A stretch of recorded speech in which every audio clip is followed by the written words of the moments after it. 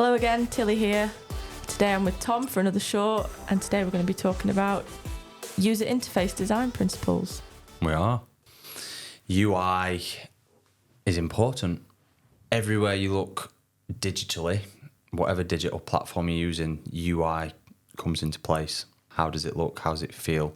I guess I say this with everything, branding, websites, everything that I do, simplicity and clarity, keeping things clear is the most important thing you can ever even consider when it comes to UI. A good UI should be simple, clear, easy to use, reduce cognitive loading, and you just want to improve the user experience, don't you, at the end of the day? Let's take a app like Spotify, for example.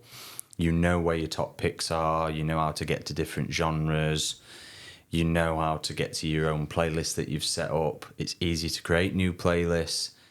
It's a super simple, clean user interface. And if that was complicated, then people would get frustrated and they'd probably leave or not even use it at all. We still have the debate, though, don't we, in the office about Spotify and Apple? Yeah, it made me laugh the other day when Matt tried to convince me that Apple Music was better. Although they're different colours and things, like they deliver the same thing. Yeah.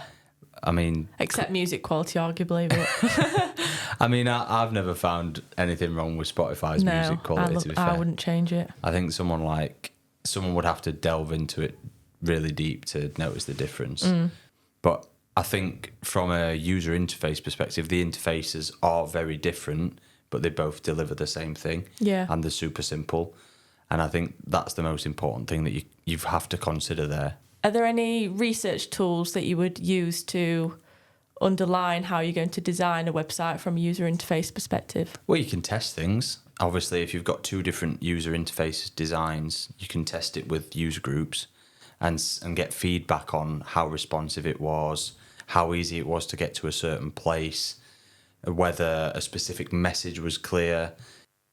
Coming back to Spotify as an example, though, obviously you know where your daily lists are, you know where your mixes are in different genres, so the responsiveness of that is super simple. So I think you just got to test things and make sure that you probably will get a result at the end of it that says, right, most users found it easier to navigate to X on platform or version A rather than version B, and just ask different questions. You can easily set up user tests.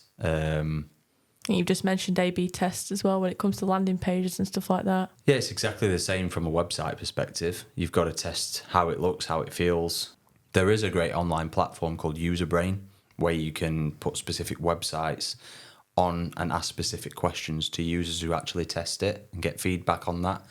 So I think that's quite important when you're considering your user interface. And then again, I always come back to the same point of making sure that it's consistent throughout and you'll be on to a winner. Thanks for that, Tom. No worries. See you next time. Enjoyed it. See you.